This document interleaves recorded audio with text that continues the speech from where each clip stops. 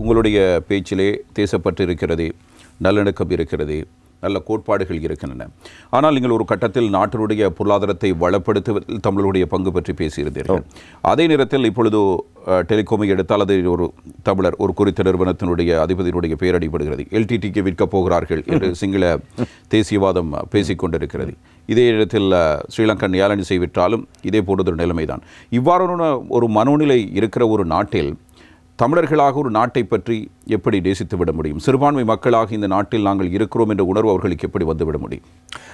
இது நல்ல ஒரு கேள்வி. மலேசியா ஒரு நல்ல உதாரணம். மலேசியாவினுடைய பாஷா மலாய், பிறகு சீன மொழி ஓடு இருக்கின்ற இன்னும் மற்ற மொழி தான் தமிழ் மொழி. தமிழிலே அங்கே வாழுகின்ற மக்கள் தமிழர், மலேசிய தமிழர் மலேசிய பொருளாதாரத்துக்கு செய்கின்ற மாபெரும் பங்களிப்பு. ஆகையினாலே அந்த பொருளாதார பங்களிப்பின் ஊடாக அவர்கள் அரசியல் உரிமையை பெற்றிருக்கிறார்கள். இது அடித்து பறிக்கும் உரிமை அல்ல, அவர்களே கொடுத்து எடுக்கும் உரிமையாக மாறியிருக்கிறது. ஆகையினாலே என்னை பொறுத்தவரையில் நான் நினைக்கின்றேன், புலம்பெயர்ந்த தமிழரை பற்றி அநேக நேரங்கள் கதைக்கப்படுகின்றது. அவர்கள் கோடீஸ்வரராக கோடிமான்களாக அங்கே வாழ்ந்து கொண்டிருக்கிறார்கள் என்ற சில வதந்திகளும் சில உண்மைகளும் உண்டு. ஆகையினாலே அவர்களுடைய பொறுப்பு என்னவெனில், கீழ் விழுந்திருக்கின்ற இந்த தேசம் பொருளாதாரத்தில் விழுந்து எழுந்து கொண்டிருக்கின்ற தேசத்திலே புதிய சந்தர்ப்பங்கள் புதிய வாய்ப்புகள் உண்டு.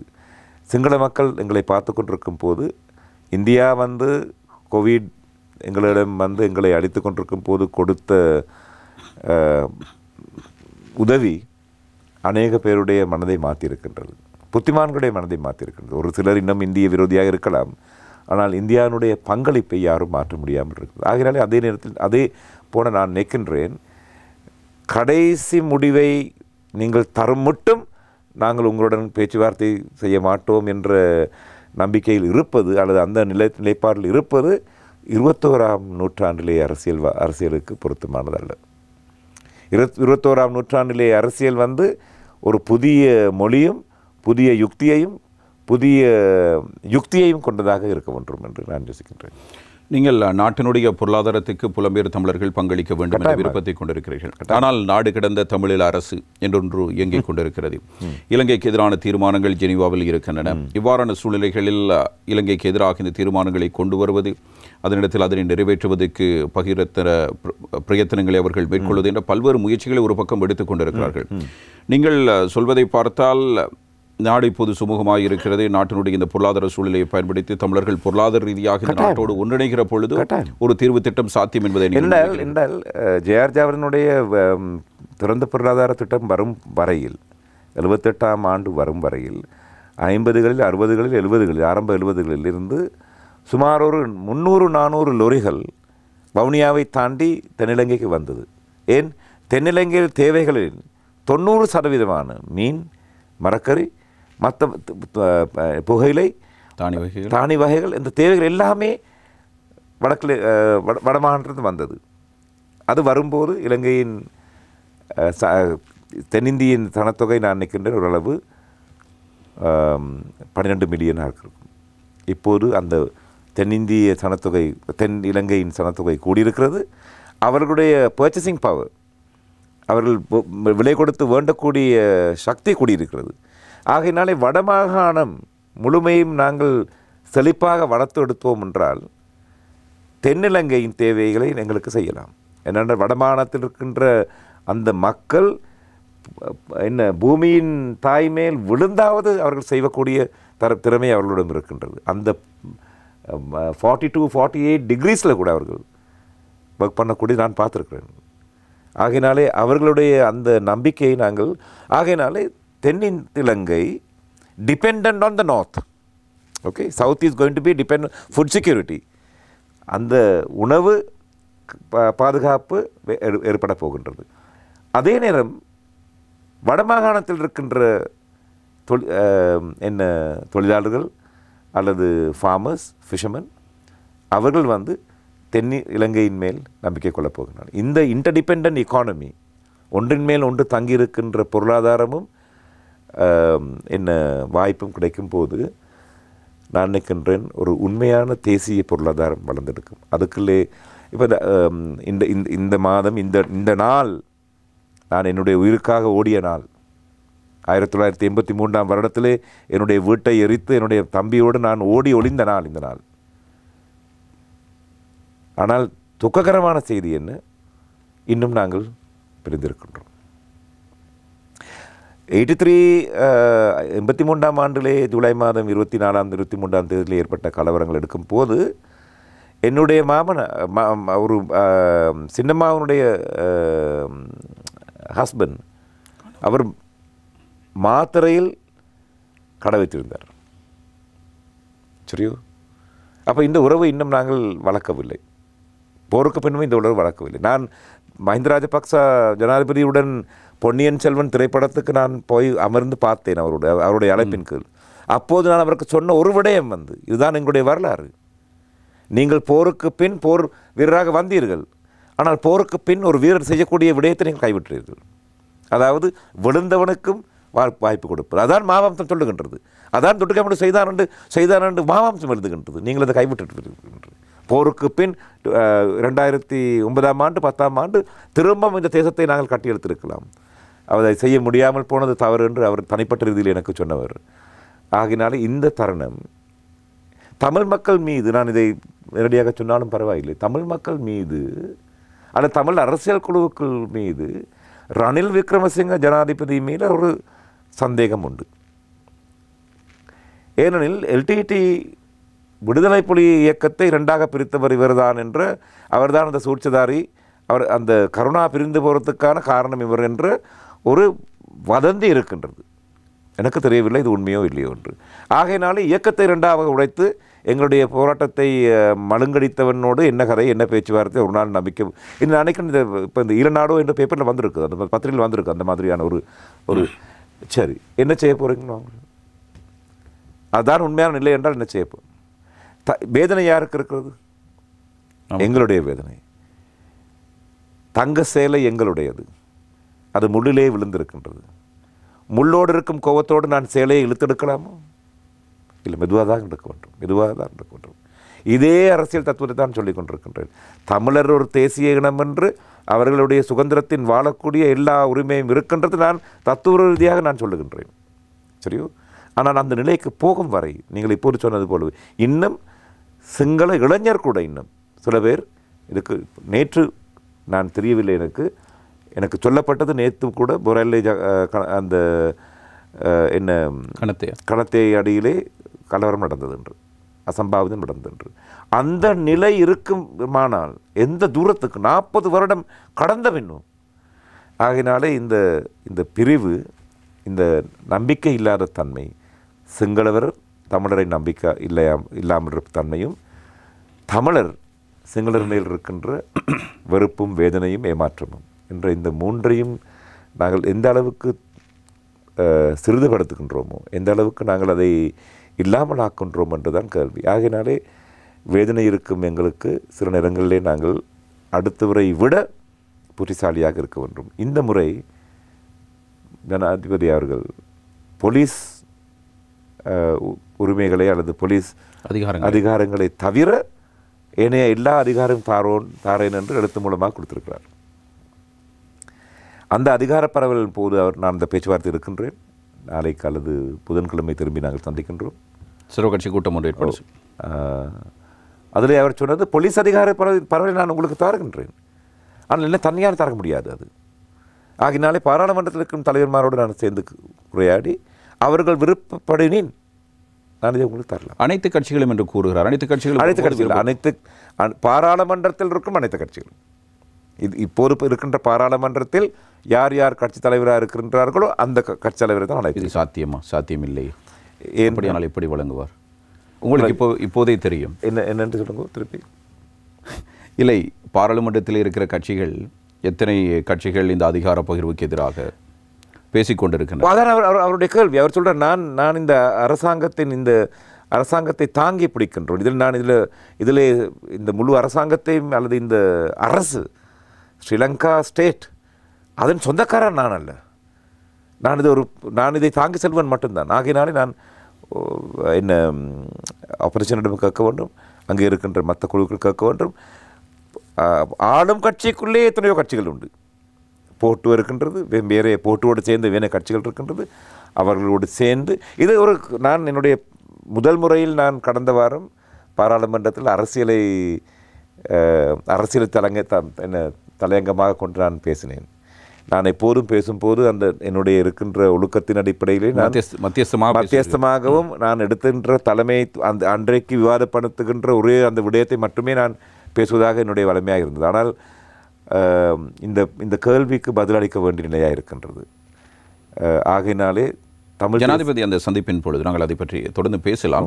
ஜனாதிபதி அந்த சந்திப்பின் போது எடுக்கப்பட்டிருக்கின்ற 13வது திருத்தத்தில் மாகாணங்களுக்கு வழங்கப்பட்டிருக்கிற அதிகாரங்கள் எடுக்கப்பட்டவற்றை மீண்டும் முழுமையாக அந்த மாகாணத்தில் எடுக்கப்பட்ட, உங்களுக்கு தெரியும் 88ஆம் ஆண்டிலே இது எழுதப்பட்ட நேரம் ஜே.ஆர். ஜயவர்தனா சொன்னவர் 3 லிஸ்ட் இருந்தது. ஒன்று கொடுக்கப்பட்ட லிஸ்ட், ஒன்று 2 வாரம் செய்ய வேண்டிய லிஸ்ட், 3வது லிஸ்ட் வந்து மத்திய அரசு செய்ய வேண்டிய லிஸ்ட். இந்த மத்திய அரசில் செய்ய வேண்டிய லிஸ்ட்ன்றதை கொடுத்த லிஸ்ட்டிலிருந்து எத்தனையோ பகுதிகளை எடுத்து இதுக்கு பொதி செய்தார்கள்.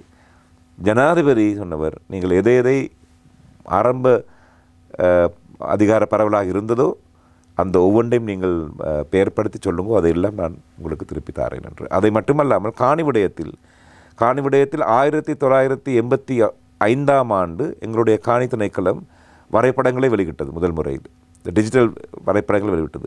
அந்த வரைபடத்தின் அடிப்படையிலே எது வனவிலங்கு திணைக்களம், எது ஃபாரஸ்ட் காட்டு திணைக்களம், எது ஆர்க்கியாலஜிக்கல் திணைக்களம் என்று சொல்லப்படும். அதுக்கு அடிப்படையிலே காணி எல்லாம் நான் உங்களுக்கு தருகிறேன். இதை நான் ஆளுநராக்கும் போது ஒரு முறை சொன்னவர் 2019 அவர் சொன்னவர். அங்கே இருக்கும்போது அதுக்கு பின்வந்த அமைச்சர்மார் ஒரு 20 அல்லது 21 வர்த்தமானிகள் மூலமாக முன்பாக மக்கள் இருந்த இடங்களையும் காணி என்று பிரகடனப்படுத்தினார்கள். அதை எல்லாம் திருப்பி கொடுக்க வேண்டும் என்று சொன்னவர். அவர் சொல்லியிருக்கிறார். அவர் இப்போது அந்த காணியெல்லாம் அளவு செய்யப்பட்டிருக்கிறது, அது கொடுக்க தயாராக இருக்கின்றோம். பிறகு இந்த முறையிலே நான் அதுக்கு கல்வி அமைச்சர் ரீதியிலே நான் கொஞ்சம் அதுக்கு விருப்பம் இல்லாமல் இருக்கின்றேன். மாகாணங்களுக்கு தங்களுடைய பல்கலைக்கழகங்களை உருவாக்கக்கூடிய அதிகாரம் இருக்கின்றது. ஏன் நீங்கள் அவ்வாறு வரக்கூடாது? மாகாணங்களிலே பல்கலைக்கழகங்கள் உருவாக்கும் போது தேசிய ஒரு கல்வி திட்டம் ஒரு அடிப்படை இருக்க வேண்டும். ஒரு மாகாணத்தின் ஒரு பல்கலைக்கழகம் வந்து அதிலே தரவு குறைவாகவோ மேலாகவோ இருந்தென்றால் அது இலங்கையினுடைய உயர்கல்வி அளவுக்கு பாதிப்பு ஏற்படுத்தும் என்று அதே கொள்கை திட்டத்தை இங்கு கொண்டு வர முடியாதா? அதான் நான் என்னை பொறுத்தவரையில் அப்படிப்பட்ட ஒரு இப்போதைக்கு யாழ்ப்பாணத்தில் வடமாகாணத்தில் 2 பல்கலைக்கழகங்கள் இருக்குது, வவுனியாவும் யாழ்ப்பாணத்து பல்கலைக்கழகம். ஆனால் எங்களுக்கு பல்கலைக்கழகங்களை அனைத்து தொட்டு அதை அனுசாரமாக கொண்ட கேம்பஸஸ் உருவாக்கலாம், காலேஜஸ் உருவாக்கலாம். அதான் நாங்கள் செய்ய வேண்டும். இலங்கை நாங்கள் உயர்கல்வி பற்றி இன்னொரு நாள் கிடைப்போம். எவ்வளவோ பிரச்சனை இருக்கின்ற இந்த உயர்கல்விக்குள்ளே இன்னும் பல்கலைக்கழகம் உருவாக்குவது இன்னும் மேலும் பிரச்சனையை உருவாக்குமே அழிய அது தீர்வு காணாது. நாங்கள் டெக்னிக்கல் காலேஜஸ் உருவாக்க வேண்டும். அதாவது அரசு பல்கலைக்கழகங்களை உருவாக்குவது, அரசு இல்லாத பல்கலைக்கழகம் உருவாக்கலாம். ஆனால் பல்கலைக்கழகம் என்ற மானிய கிழவுக்குள்ளே இருக்கின்ற பல்கலைக்கழகம் உருவாக்கும் போது எத்தனையோ பிரச்சனைகள் ஏற்படக்கூடும். ஸோ அந்த அளவு நான் சொல்கிறேன், அதில் அவர்கள் கேட்காத அதிகாரங்கள் கொடுக்கப்பட்டது. ஆனால் நாங்கள் இன்னும் பேசாமல் இருக்கின்ற தமிழ் தேசிய குழு கூட பேச விரும்பாத விடயம் என்ன? புலம்பெயர்ந்திருக்கிற தமிழருடைய திருப்பி தரும் ரைட் டு ரிட்டர்ன். சரியோ, இந்தியாவிலே இன்னும் 1 லட்சத்துக்கும் மேலான அவர்கள் அகதி என்று பாவிக்கக்கூடாத, இந்தியாவே அவர்களுடைய இலங்கை நண்பர்கள் என்று சொல்லுகின்ற அவர்களை திருப்பி இப்போது நாங்கள் கொண்டு வரப்போகின்றோம். இங்கே கொண்டு வந்தால் அவர்கள் யாருக்கு வாக்களிப்பார்கள்? அப்போது ஒவ்வொரு மாவட்டத்திலும் இருக்கின்ற வாக்கு வித்தியாசங்கள் மாறப்படும். இது ஒன்றும் நாங்கள் இன்னும் கதைக்காமல் இருக்கின்றோம். ஸோ தமிழ் தேசிய தலைவர்மார் இதை பற்றி கதைக்கிறார். உங்களை பற்றி நீங்கள் ஒரு இஸ்லாமிய சகோதரன் ரீதியில் நான் சொல்லவில்லை. முஸ்லீம் மக்களை மன்னாரிலிருந்து வெளியேற்றிய மக்களுக்கு எப்போது நீதி கிடைக்கப் போகின்றது? 2 நாளிலே வெளியேற்றினார்கள். That is call ethnic cleansing. அதை பற்றி ஏதாவது சொல்கிறார்களா? என்ன திட்டம்? நான் இருக்கும் உங்களை பார்த்து நீ ஜனநாயகவாதி இல்லை என்று சொல்லும் போது உங்களை விட பெரிய ஒரு ஜனநாயகவாதியாக நான் மாற வேண்டும். அதுதான் என்னுடைய உண்மையான உரிமை.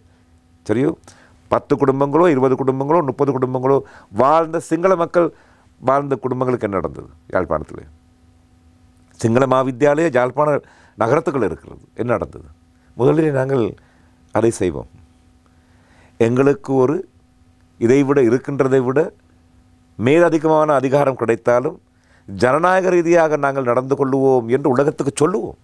இது அதற்கு காரணம் அதற்கு காரணியாக அதற்கு முன்மாதிரியாக எங்கள் கையிலே நடந்த சில பிழைகளை நாங்கள் திருத்திக் கொள்வோம். நீங்கள் ஆளுநராக இருந்த காலப்பகுதியில் வடமாகாண சபையில் அப்படி ஒன்றை நீங்கள் பார்க்கவில்லையா? அப்போது சபை இருக்கவில்லை.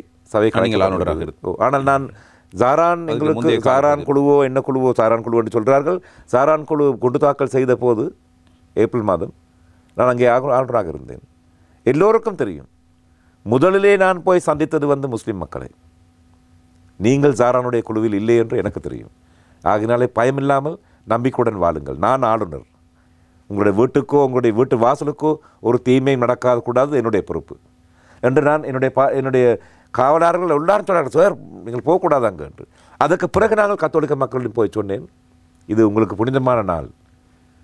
புனிதமல்லாத மக்கள் ஒரு பாவத்தை செய்திருக்கிறார்கள். மன்னிக்கக்கூடிய தன்மை கொண்டவர்கள் என்று நீங்கள் காட்டுங்கள். ஒரு முஸ்லீம் நண்பரை கூட நீங்கள் பேசக்கூடாது என்று. அதை நான் செய்துவிட்டேன்.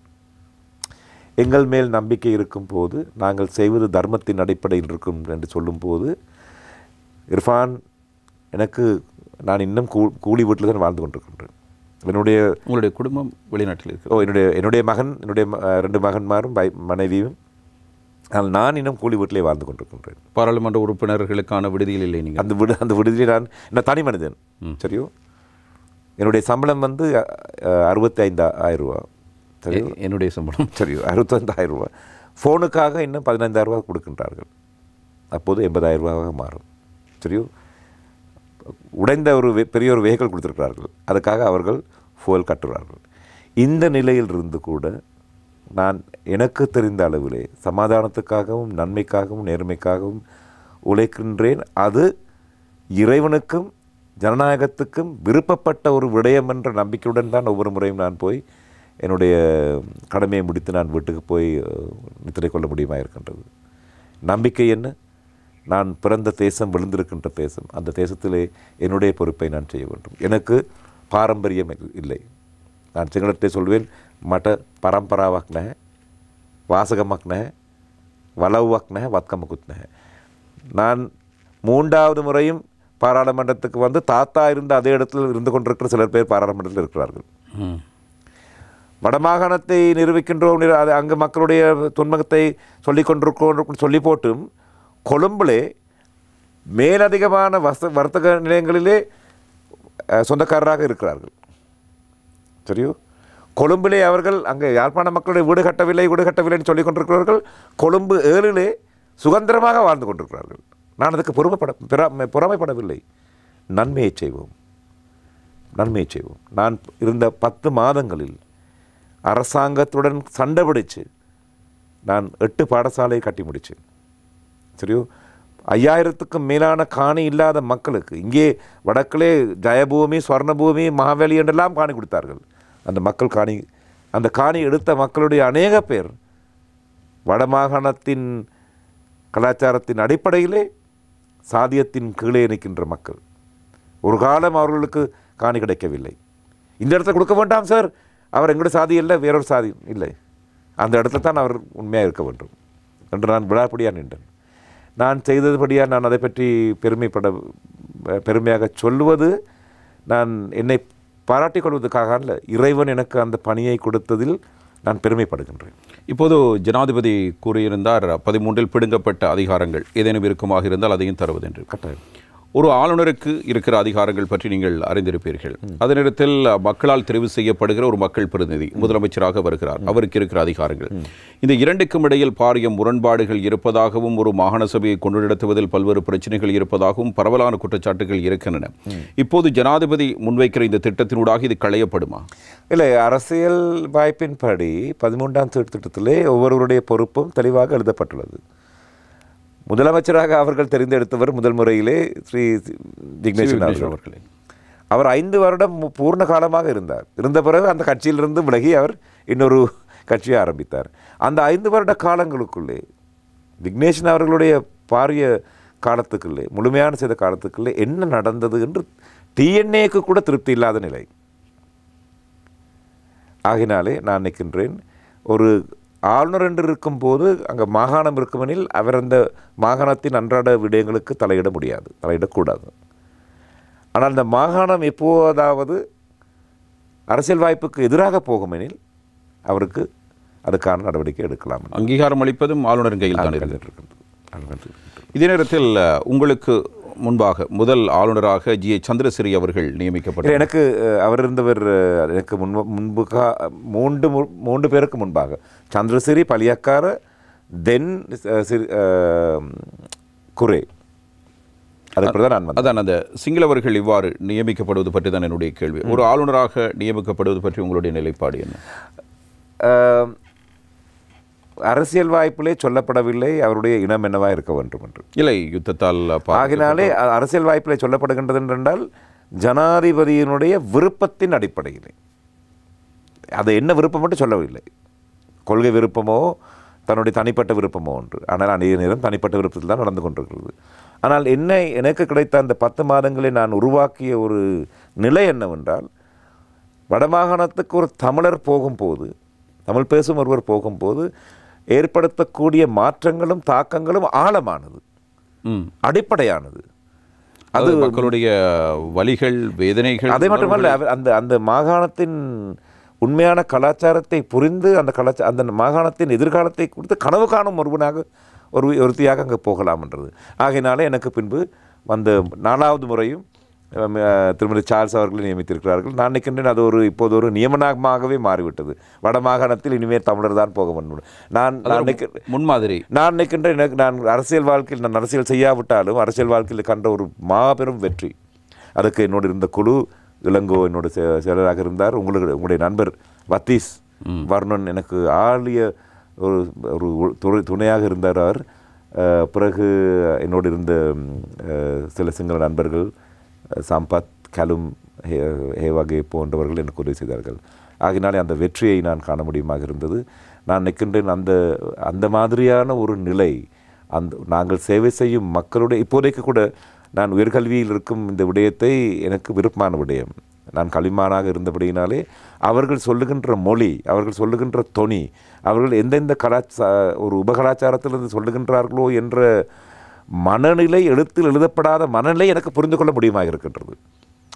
ஆகையினாலே நான் அரசையும் அரசாங்கத்தை நிரூபித்தால் கூட அவர்களுடைய வேதனை எனக்கு அறிய முடியுமாக இருக்கின்றது. ஆகையினால் நாங்கள் ஒன்று சேர்ந்து தீர்வு காண முடியுமாக நிலையாக இருக்கின்றது. இவ்வாறு பெரும்பான்மை இனத்தவர்கள் நியமிக்கப்படுவது சரியானதா? பெரும்பான்மையாக இப்போதைக்கு வடமாகாணத்திற்கும் நிலையில் ஒரு தமிழர் போவார் என்றால் மிகவும் நன்பு.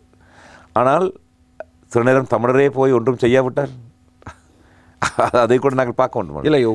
ஆகையினாலே ஒரு மொழி அறிந்தவர், அந்த கலாச்சாரத்தை உணர்ந்து கொண்டவர், அதை விட எல்லாத்தையும் விட மக்களுடைய சேவைக்கு பணியாக இருக்கிறார். அவர் தமிழரோ சிங்களரோ முஸ்லீமோ என்று அல்லாமல் அந்த வேதனைப்படும் மக்களுடைய சேவைக்கு தன்னை அர்ப்பணித்த ஒருவர் போகின்றார். அவர் அது மொழி தமிழராக இருந்தால் நன்மையாக இருக்கும். இனத்துவ ரீதியாக இன்னமும் பிரச்சனைகள் தொடர்ந்து கொண்டிருப்பதனால் தான் இந்த கேள்வி நான் உங்களிடம் முன்வைத்திருந்தேன். இதே நேரத்தில் அதே கேள்வி ஒருவர் கேட்கலாம், எப்பயாவது நீங்கள் தமிழர்களுடைய கிழக்கு மாகாணத்துக்கு அனுப்புவீர்கள் என்று. இல்லை, நாங்கள் சொல்லுவோம் தென் மாகாணத்துக்கு அனுப்புவீர்கள் என்று. அப்போ தென்மாகாண மக்கள் சொல்லக்கூடும், இல்லை தமிழரையோ முஸ்லீம்களை நீங்கள் நியமிக்காதீர்கள், நாங்கள் சிங்களவர்கள், எங்களுக்கு சிங்களவரை மட்டும் தாருங்கள் என்று. இல்லை, அப்படி சொல்வதற்கு வாய்ப்பில்லை. இப்பொழுதும் உவா மாகாணத்தினுடைய தமிழர்கள் இருக்கிறார்கள். ஆகினால் நாங்கள் அந்த இன ரீதியாக நாங்கள் பார்ப்பது அவர் உதவியாக இருக்கலாம். ஆனால் இனத்துக்கு அப்பால், இன ரீதியாக அப்பால் அவர் அந்த மக்களுடைய அந்த பதவிக்கு பொறுப்பானவர்.